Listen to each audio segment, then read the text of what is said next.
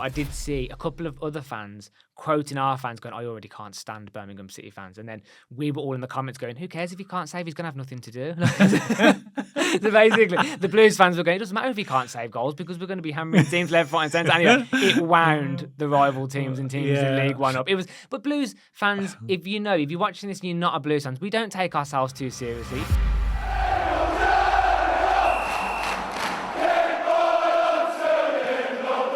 Welcome back to Small Earth Alliance FC, and Birmingham City have made their first signing of the summer transfer window in Ryan Allsop from Hull City. So hopefully we think this will be the first of many. And in this video, myself and Matt want to talk about the transfer of Ryan Allsop, what it means for the rebuilding of the squad, and where we think Ryan will fit in, and maybe a few stats about Ryan from his previous career. So Matt, what do you think about the sign of Ryan Allsop as our first summer signing?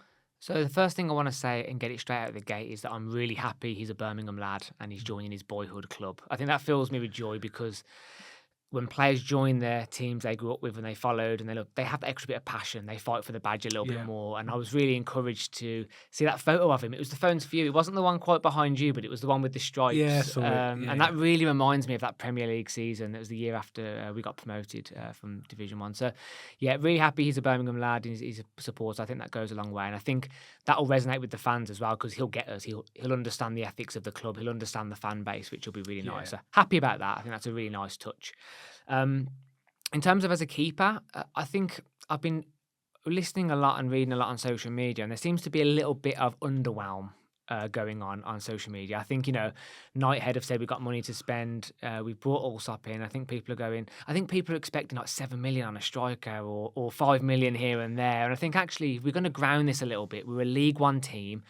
He finished 7th last season with 38 appearances with Hull City. The fact he played 38 games speaks volumes in and of itself. And don't get me wrong, Blues fans and football fans in general, everyone is entitled to their opinion. Of course they are. And if people want to jump on a bandwagon, that's fine. I'm not judging.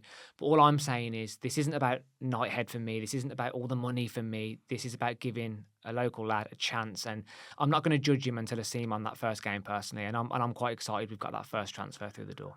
I think it's a great signing. I think he was first choice goalkeeper in a team, as you mentioned, that were gunning for the playoffs.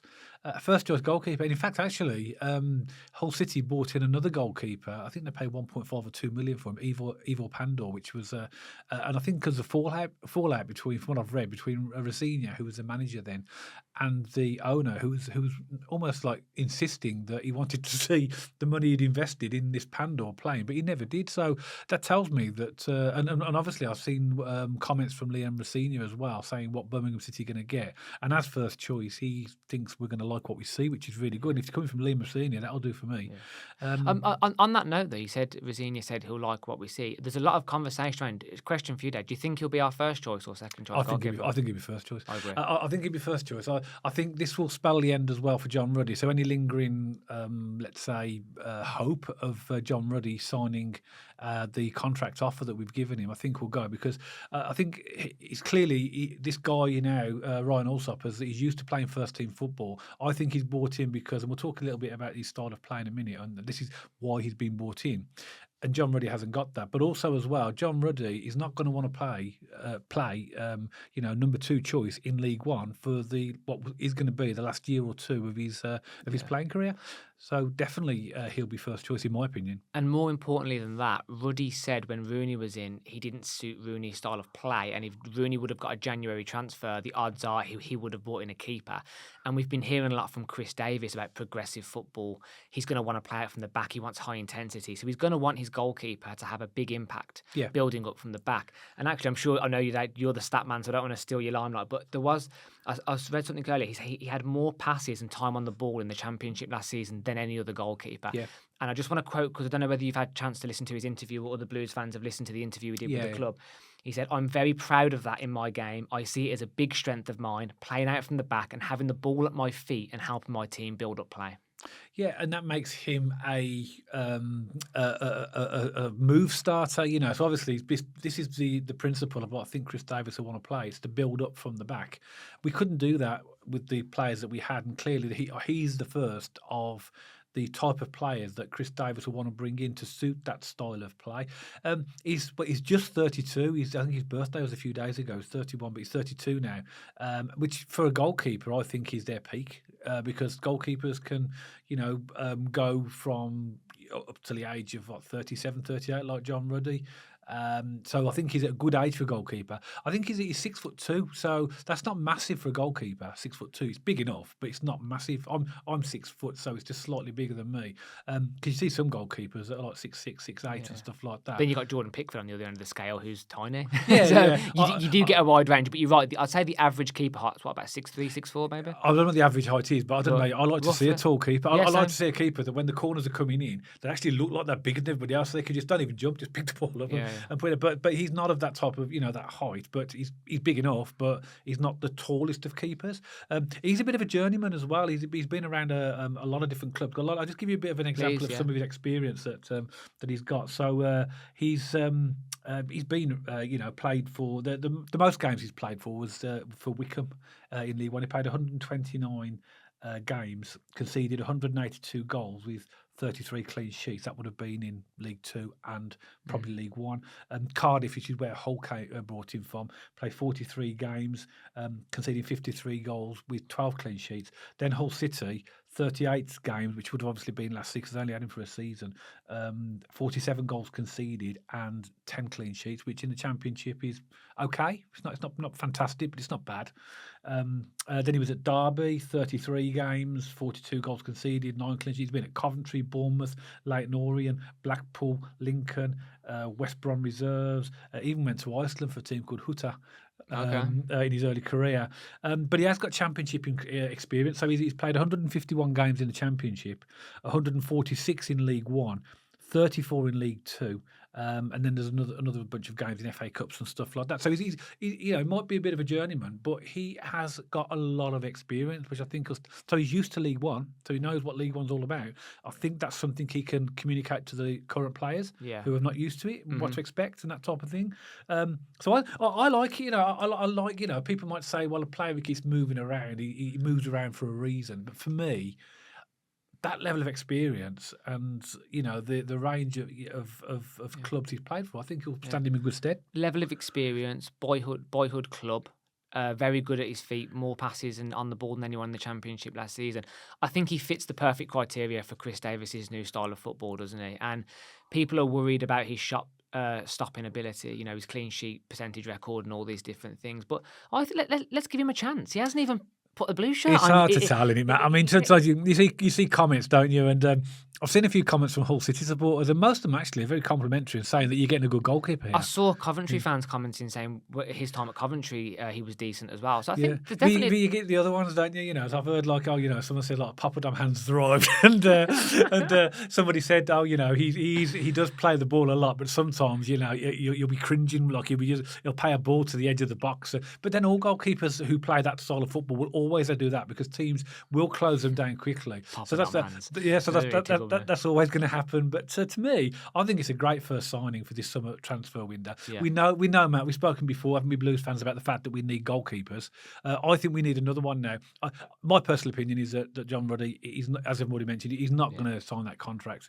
I think that almost effectively seals the deal. That Ruddy won't be the first team keeper. That almost sends a message, doesn't it, to some extent, and I don't think he will be here for much longer. Which means we need a new one. And I agree, it opens the gates for another, possibly a younger goalkeeper. Maybe, I don't know what's going to happen with Bradley Mayo. Maybe he gets sent out on loan, who knows, or maybe he might be kept around for training and development within the camp. Yeah. Who knows what's going to happen there, but I'm almost certain we'll need another keeper to come through the door, even if it is a secondary just to make the numbers up in the context of having a backup in case there's an injury or sending off or whatever it might be. So, I think it's a decent signing. I must admit, I'm not going to jump on the bandwagon of hate because I don't know much about him. I'm also not massively excited. I just think it's a decent signing, and I think it stamps the mark on Chris Davis's intent. And as I said, I'm not going to judge him before I've seen him in a blue shirt playing his first game for Birmingham City. So I'm excited. At least the first transfer's in through the door. He was at the team who finished 7th in the Championship last season. Lots of positives. It looks like he plays the style of football Chris Davis wants. I'm going to give him a chance. I'm looking forward to seeing him down the Blues next season. Yeah, and Gary Cook said that we want to build a Championship-ready team in League One. and he clearly has got championship experience.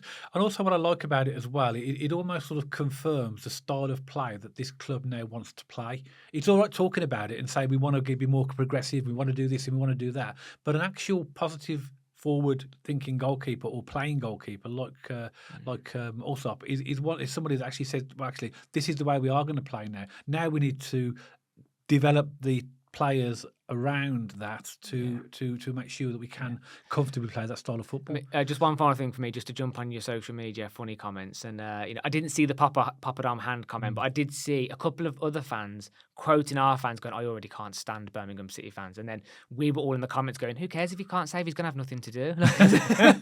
So basically, the Blues fans were going, "It doesn't matter if he can't save goals because we're going to be hammering teams left, right, and centre." Anyway, it wound the rival teams and teams in League One up.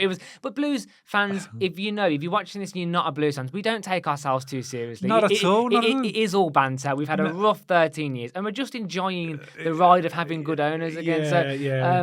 That made me laugh. The Blues fans were like, "It doesn't matter." He's like I think there's a general consensus from what I've read in social media that fans from other clubs think that we're arrogant and that we're gonna, you're not gonna walk the league and blah blah blah. We know that. If you're a fan of another club watching this, it really is banter. We know that this league is going to be a tough league. We know that. And, just like your team, we'll fight for everything and fight for every point, for every goal. But we know it's not going to be easy. But what we do know is we're a club back on the rise again. And I know that's going to sound crazy to someone listening because we've just been relegated. But actually, this is the lowest point. We're building back up again. We will come back all guns blazing. This is a minor blip in a long-term plan, in my opinion. But the comments on social media and the way we manage to get under other teams' fans' skin is just absolutely hilarious. It is funny, but that's the beauty of football, Matt. That's what we do as fans. That's why we love football. It's all about the banter. It's but obviously we want to be about winning as well, don't we? Of course we do. And roll on next season with our new keeper, with Chris Davis' new style of football, and I can't wait to see what he's got. Me neither. I think it's a great first sign. But what do you think, Birmingham City supporters? Finally, the transfer bus has started. We started the engine. We've got one player on it, and I think we're going to see many more coming through the door now. And I think a lot of Blues fans were wanting to see the first signing to give an indication that we really are now starting to build our squad, and this is the first confirmation of that. I think it's a good signing, but what do you think? Let us know. If you're a Hull City supporter, or maybe a supporter of one of the clubs that you've seen this goalkeeper before, then make sure that you put a comment below and let us know what your thoughts are. We always remind people that we are a family podcast, so please keep your comments clean. We will not delete comments unless there is aggressive behaviour or you've used abusive language, but that's just a reminder for anybody who wants to pop us a comment. So if you have got any comments, then please let us know. And as always, we hope you like the content on our channel, and if you did like this video, don't forget to give us a thumbs up. And if you haven't checked us out on our social media channels, then have a look at us on our Instagram page and also our X account, and you'll see the handles appearing on the screen right now. And of course, if you haven't subscribed to the channel already, make sure you press that subscribe button so you don't miss any future content all about Birmingham City. And myself and Matt will see you on the next video.